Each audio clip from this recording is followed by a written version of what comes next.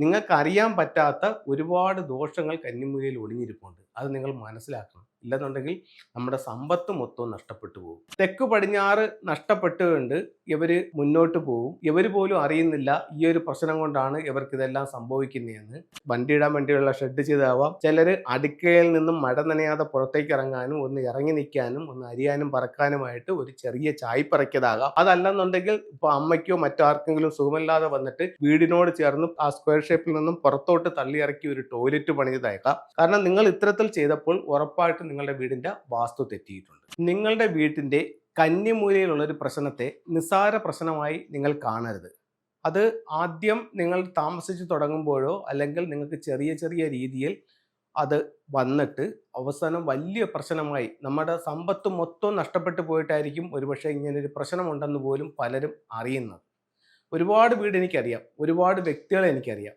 കാരണം തെക്ക് പടിഞ്ഞാറ് നഷ്ടപ്പെട്ടുകൊണ്ട് ഇവർ മുന്നോട്ട് പോകും. ഇവർ പോലും അറിയുന്നില്ല ഈ ഒരു പ്രശ്നം കൊണ്ടാണ് ഇവർക്ക് ഇതെല്ലാം സംഭവിക്കുന്നതെന്ന്.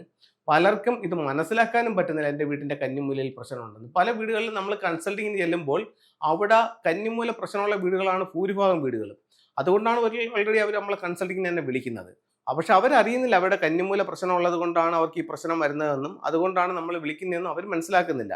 അവിടെ വീട്ടിൽ ചെല്ലുമ്പോൾ നിങ്ങളുടെ കന്നിമൂല പോയല്ലോ എന്ന് ചോദിക്കുമ്പോൾ കന്നിമൂല പോയോ, അതെങ്ങനെ പോയി, കന്നിമൂല കുഴപ്പമൊന്നുമില്ലല്ലോ എന്ന് പറയുന്ന ഒരുപാട് വീടുകളുണ്ട്. നിങ്ങൾക്ക് അറിയാൻ പറ്റാത്ത ഒരുപാട് ദോഷങ്ങൾ കന്നിമൂലയിൽ ഒളിഞ്ഞിരിപ്പുണ്ട്. അത് നിങ്ങൾ മനസ്സിലാക്കണം. ഇല്ലെന്നുണ്ടെങ്കിൽ നമ്മുടെ സമ്പത്ത് മൊത്തവും നഷ്ടപ്പെട്ടു പോകും. വളരെ പ്രധാനപ്പെട്ട കാരണമാണ്.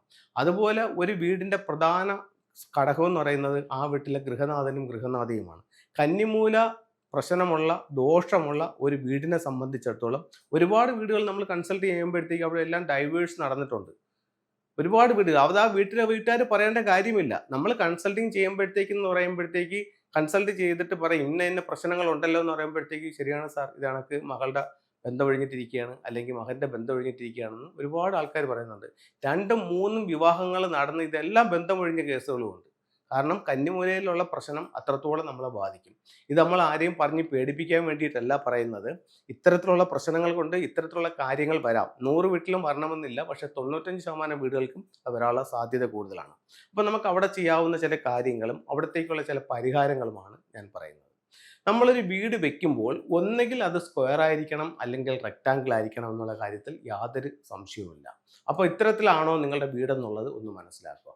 ഇന്ന് നമ്മളുടെ ഭൂരിഭാഗം വീടുകളിൽ നമുക്ക് ചെയ്തിരിക്കുന്ന ഒരു പ്രധാനം എന്ന് പറഞ്ഞു കഴിഞ്ഞാൽ എല്ലാവരും ഡ്രസ് വർക്ക് ചെയ്തിട്ടുണ്ട്. അതുപോലെ തന്നെ വീട്ടിൽ നിന്ന് പുറത്തേക്ക് എല്ലാ വീടുകളിലും 90% വീടുകളിലും പല ഇറക്കുകളും ചെയ്തിട്ടുണ്ട്. അത് ഓരോരുത്തരുടെ ആവശ്യങ്ങളനുസരിച്ച്.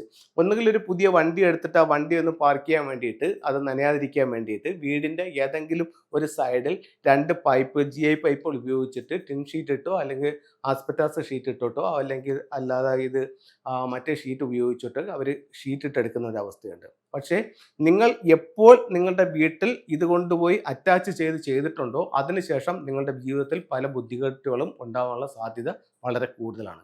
കാരണം നിങ്ങൾ ഇത്തരത്തിൽ ചെയ്തപ്പോൾ ഉറപ്പായിട്ടും നിങ്ങളുടെ വീടിൻ്റെ വാസ്തു തെറ്റിയിട്ടുണ്ട്.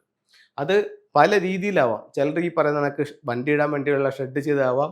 ചിലർ അടുക്കളയിൽ നിന്നും മഴ നനയാതെ പുറത്തേക്ക് ഇറങ്ങാനും ഒന്ന് ഇറങ്ങി നിൽക്കാനും ഒന്ന് അരിയാനും പറക്കാനുമായിട്ട് ഒരു ചെറിയ ചായ്പിറക്കിയതാകാം.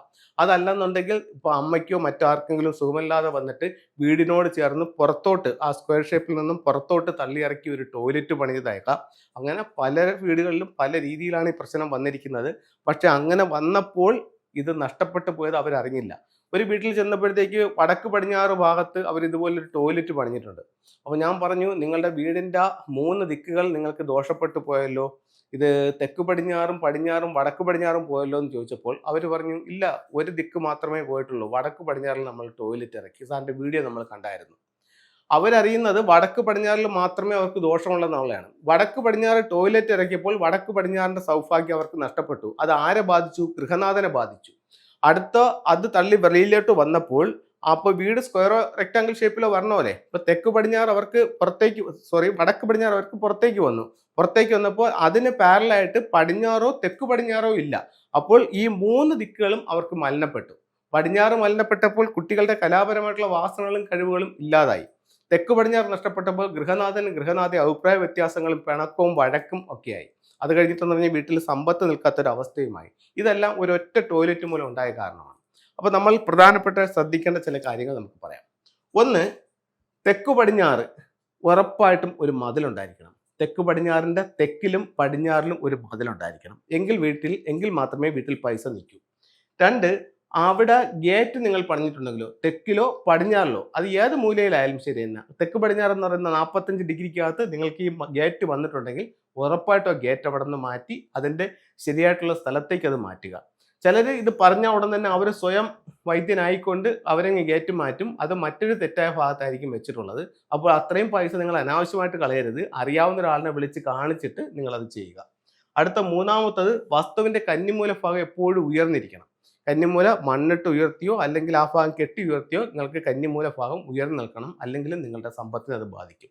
അടുത്തത്, കന്നിമൂല ഭാഗത്ത് പ്രധാന വാതിലുകളോ അല്ലെങ്കിൽ മറ്റു വാതിലുകളോ ജനലുകളോ ഒന്നും വരാൻ പാടില്ല. കന്നിമൂല തുറന്നുകൊണ്ടുള്ള ഒരു പരിപാടിയും വരാൻ പാടില്ല. വടക്ക് കിഴക്ക് ഭാഗത്തു നിന്ന് ഒരു ഊർജ്ജം കൊണ്ടുവന്ന് തെക്ക് പടിഞ്ഞാറ് ഭാഗത്ത് സ്റ്റോർ ചെയ്യുന്നതെന്ന് വാസ്തുവിൽ പറയുന്നുണ്ട്. ആ എനർജി അവിടെ സ്റ്റോർ ആകണം. അതുകൊണ്ട് അവിടെ നിന്ന് തുറക്കുന്നതായിട്ടുള്ള ഒന്നും പാടില്ല, വെളിയിലേക്ക് തുറക്കുന്നത്. അടുത്ത അഞ്ചാമത്തെന്ന് പറഞ്ഞു കഴിഞ്ഞാൽ, ഈ തെക്ക് പടിഞ്ഞാറ് ഭാഗത്തെ നമുക്ക് ഫെങ്ഷുയി പ്രകാരം ഊർജ്ജവൽക്കരിക്കാൻ അല്ലെങ്കിൽ അതിൻ്റെ സ്ട്രെങ്ത് കൂട്ടാനായിട്ട് നമുക്ക് തെക്ക് പടിഞ്ഞാറ് ഭാഗത്ത് റെഡ് ലൈറ്റ് ഇടാം. അതുപോലെ തന്നെ 2 ക്രിസ്റ്റൽ ബോളുകൾ തെക്ക് പടിഞ്ഞാറ് ഭാഗത്ത് ഹാങ് ചെയ്യുന്നത് നല്ലതാണ്. എന്തുകൊണ്ടാണ് 2 എന്ന് ചോദിച്ചു കഴിഞ്ഞാൽ, നമുക്ക് ഫെങ്ഷുയി പ്രകാരം 8 ദിക്കിലും ബ്രഹ്മസ്ഥാനത്തുമായിട്ട് ഓരോ നമ്പറുകൾ വരുന്നുണ്ട്.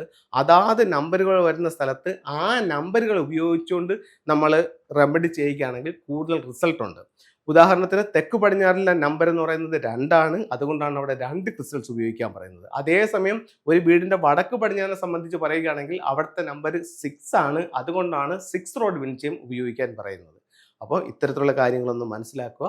ചില ഫെങ്ഷുയി ടൂളുകളിലേക്ക് നമുക്ക് പോകാം. ഇത് ഫെങ്ഷുയിൽ ഉപയോഗിക്കാവുന്ന വളരെ പവർഫുൾ ആയിട്ടുള്ള ഒരു ടൂളാണ്. ഇതിനെ വെൽത്ത് ഷിപ്പ് എന്നാണ് പറയുന്നത്. ഇത് നമുക്ക് 2 ഡയറക്ഷൻസിലായിട്ട് വെക്കാം. ഒന്ന്, നമ്മുടെ സമ്പത്തിൻ്റെ ഡയറക്ഷൻ ഏതാണ്? ഏതൊരു വീടിൻ്റെയും സൗത്ത് ഈസ്റ്റ് ആണ്. അപ്പോൾ സൗത്ത് ഈസ്റ്റ് ഭാഗത്ത് ഒരു വെൽത്ത് ഷിപ്പിൻ്റെ സിമ്പിൾസ് ഇതുപോലെ നിങ്ങൾക്ക് സ്റ്റിക്ക് ചെയ്ത് വെക്കാവുന്നതാണ്. അടുത്തത്, മെയിൻ ഡോറിൽ നിന്നും വീട്ടിനുള്ളിലേക്ക് കടക്കുന്ന രീതിയിൽ, അതായത് ഇത് ഉള്ളിലോട്ട് വരുന്ന രീതി, ഇതാണ് ഇതിൻ്റെ ഫ്രണ്ട് ഭാഗം. ഇത് ഉള്ളിലോട്ട് കടക്കുന്ന രീതിയിൽ വേണം ഇതിനെ വെക്കാനായിട്ട്. അപ്പം മെയിൻ ഡോറിൽ നിന്നും ഒരു സമ്പത്തിൻ്റെ കപ്പൽ വീട്ടിൻ്റെ ഉള്ളിലേക്ക് കടന്നു വരുന്നത്. ഇത് അതുപോലെ മറ്റൊരു സിമ്പിളാണ്, മിസ്റ്റിക് നോട്ട് എന്ന് പറയും, നിഗൂഢക്കെട്ട്. അപ്പോൾ ഇത്തരത്തിലുള്ളൊരു സിമ്പൽ എല്ലാ വീടുകളുടെയും സൗത്ത് വെസ്റ്റ് കോർണറിൽ വെക്കുന്നത് ആ വീട്ടിലുള്ള കുടുംബാംഗങ്ങൾ തങ്ങളിൽ ഒരു ഐക്യം ഉണ്ടാവാനായിട്ട് നല്ലൊരു ടൂളായിട്ട് ഫെങ്ഷുയിൽ ഇതിനെ കണക്കാക്കുന്നുണ്ട്. ഇത് ഡബിൾ ഹാപ്പിനെസ് എന്ന് പറയുന്നൊരു സിമ്പലാണ്. ഇത് നമുക്ക് ഉപയോഗിക്കുന്നത് പറയുന്നത് കുടുംബത്തിൽ എപ്പോഴും ഒരു സന്തോഷ അന്തരീക്ഷം നിലനിർത്താൻ വേണ്ടിയിട്ടാണ്.